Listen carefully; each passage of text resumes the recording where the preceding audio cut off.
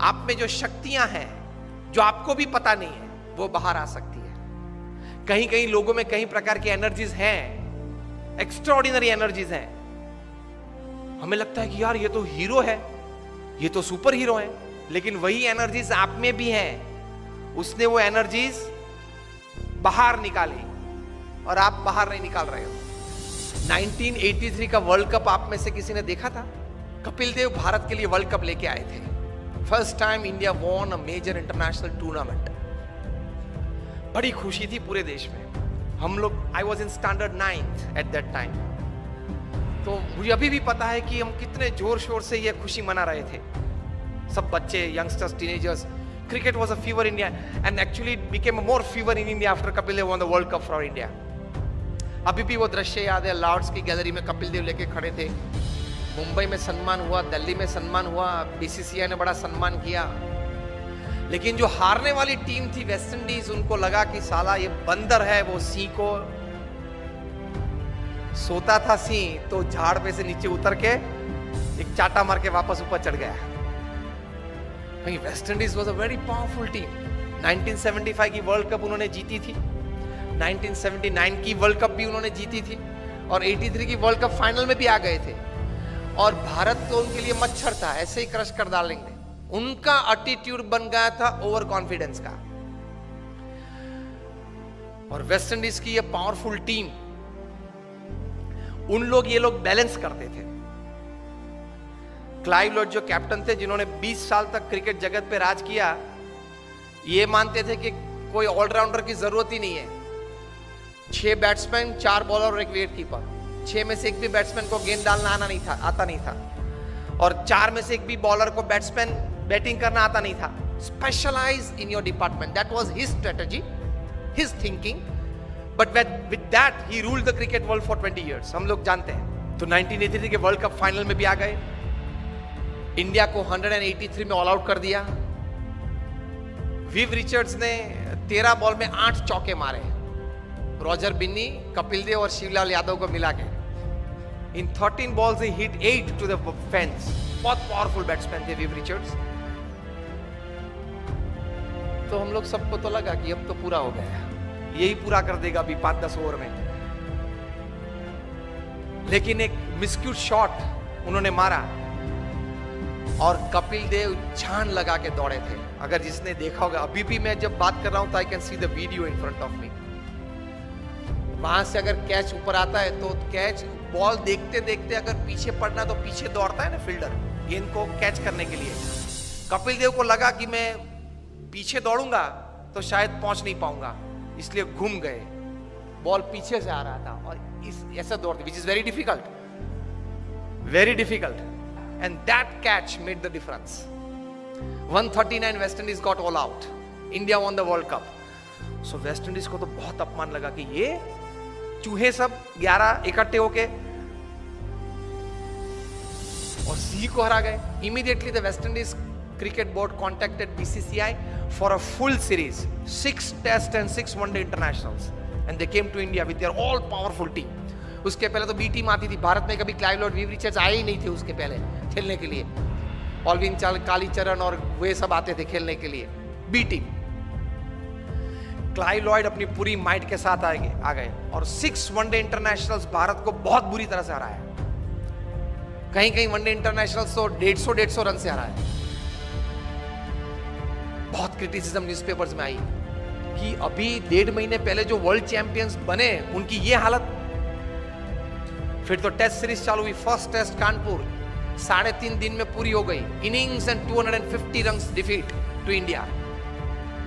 और उसमें Malcolm martial ने 12 विकेट ली, 20 में से 12, उसमें से 8 clean bowled, and not a single person could hit a boundary to Malcolm Marshall. उस वक्त वे बहुत डेंजरस बॉलर थे। Used to bowl, first bowler to cross 90 miles per hour में मेलकम मार्शल थे। और जब वे right arm round the wicket डालते थे तब वो अंपायर के पीछे ही दौड़ते थे। रनअप चालू करते अंपायर के पीछे दौड़, ताकि बैट्समैन को देखना पड़ता था कि कहां तक वो पहुंचा। बॉलर बैट में हाथ करके देखना पड़ता कि वो पहुंचा कहां था। एकदम अंपायर के पीछे से बाहर निकल के मेलकम मार्शल गेंद डालते थे। यूज्ड टू बोल स्लैंटिंग डिलीवरीज। और पीछे डूजोन तो तैयार ही रहता था बड़े ग्लोव्स लेके, caught Dujon bowled Marshall, caught Dujon bowled Marshall चालू ही रहता था, एक आता था एक जाता था। किसी को भी गलती से भी कट नहीं लगी कि स्लीप के ऊपर से गेंद चली जाए और थर्ड मैन पे एक बाउंड्री मिल जाए, ऐसा भी नहीं हुआ था।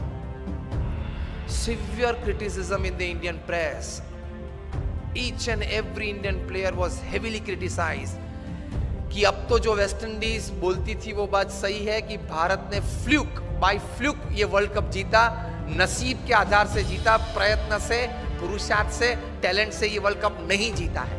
वो बात तैयार हो गई। इंडियन प्लेयर्स का काउंसलिंग चालू हुआ, मॉरल बूस्टिंग चालू हुआ, पंपिंग चालू हुआ, एटीट्यूड्स बदलना चालू किया। उसमें सबसे पहली बारी आई ओपनिंग बैट्समैन सुनील गावस्कर की। उनका एटीट्यूड बदला कि you have a defensive attitude, you have to change your attitude from defense to attack. If Malcolm Marshall is a great bowler, you are a great batsman. If he can bowl so well, you can bat so well. Gavaskar का attitude change किया because you start the Indian innings, you are the opening bat. आप जिस प्रकार से खेलेंगे उस प्रकार से पूरी टीम खेलेगी, नतीजा पहले से चालू हो जाएगा। And Gavaskar said what? He was counseled, change your attitude from defense to attack. Gavaskar defensive batsman थे, वे टेस्ट बैट्समैन थे, वनडे इंटरनेशनल के नहीं थे। सचिन तेंदुलकर टेस्ट और इंटरनेशनल दोनों के थे, 2020 के नहीं थे। क्रिस गेल है वो 2020 और इंटरनेशनल के है, टेस्ट के नहीं है, अलग अलग रहता है। सुनील गावस्कर को बताया गया कि change your attitude, you will get success। और आप जो बैट डिफेंस करते हो वो जरा stroke, create a stroke on every ball. Marshall is a master bowler, you are a master batsman, the little master उनके लिए पहले नाम था।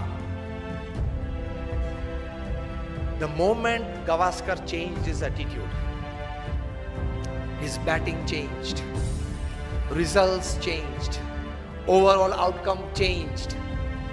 और 6 में से हम लोग 3 टेस्ट मैच तो फिर भी हारे, लेकिन 3 टेस्ट मैच बचा सके, वो गावस्कर का एटीट्यूड अटैकिंग हुआ इसलिए। दूसरी टेस्ट थी फिरोज शाह कोटला पे दिल्ली में, West Indies won the toss and send India into bat. और सब बुकीज ने तो ये सोच रखा था कि 7 या 8 विकेट गिर जाएगी लंच के पहले 150 में। गावस्कर का एटीट्यूड बदल दिया था, उन्होंने भी बदला था। क्या? From defence to attack. Gavaskar attacked Marshall from day 1, from ball 1, और पहले ही ओवर में गावस्कर ने 4 चौके मारे। मार्शल अपनी वेस्ट पे हाथ लगा के पिच के बीच खड़े रहे और गावस्कर के सामने देख रहे। Years later, Marshall would write in his autobiography that from Firoz Shah Kotla's innings, I could see a change in Gavaskar's attitude, and that change in attitude brought out the attacking nature in his batting, and that changed the overall result, outcome of the series. और गावस्कर ने lunch के पहले century बनाई, 107 not out. और final 6th test में चेन्नई पे चेपॉक पे 236 not out in the 4th innings of the test to save test for India.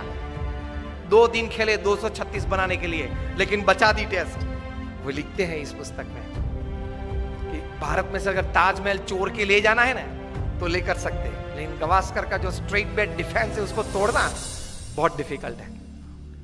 तो एटीट्यूड ये रहना चाहिए। अगर एटीट्यूड सही नहीं रहा तो कितनी भी अच्छी व्यवस्था हो, कितना भी अच्छा मार्गदर्शन हो, फिर भी आप रिजल्ट प्रोड्यूस नहीं कर पाओगे। दुनिया भर के ट्रांसपोर्ट मिनिस्टर्स की एक मीटिंग थी लंदन में, ट्रैफिक रूल्स एंड रेगुलेशंस की चर्चा करनी थी, इंटरनेशनल स्टैंडर्डाइजेशन कुछ रूल्स एंड रेगुलेशंस का करना था। इसमें इटाली के ट्रांसपोर्ट मिनिस्टर को कुछ बात करनी थी। बात करने के लिए खड़े हुए बोले कि सी ट्रैफिक लाइट्स हमने सब शहर में रखी है, लेकिन कोई शहर में अच्छी व्यवस्था है, कोई शहर में अच्छी व्यवस्था नहीं हो पा रही है। सबने पूछा क्यों? रोम में इंस्ट्रक्शंस देखते हैं तो फॉलो करते हैं, नेपल्स में सजेशंस देखते हैं। और जो हमारा माफिया टाउन है सिसिली, वहां people look at traffic lights like a Christmas decoration. लाल पीली अच्छी होती है, मजा आता है देखने में। व्यवस्था तो सब जगह पे थी। रोम में इंस्ट्रक्शंस देखते थे तो अच्छी व्यवस्था थी, नेपल्स में सजेशंस देखते थे तो चलता रहता था, और सिसिली में उसी क्रिसमस लाइट को दिवाली या क्रिसमस का डेकोरेशन देखते थे। लाल पीली अच्छी होती है, मजा आता है देखने में। तो कोई व्यवस्था नहीं थी। व्यवस्थाएं सब एक प्रकार की हैं, रिसोर्सेज सब एक प्रकार के हैं, लेकिन नतीजा, रिजल्ट्स पीपल के एटीट्यूड से आते हैं। इतनी ताकत है एटीट्यूड में। व्यवस्थाएं तो थी, लेकिन परिणाम मिलते हैं या नहीं मिलते हैं एटीट्यूड्स पे डिपेंड करते हैं। तो एटीट्यूड्स में ये ताकत है।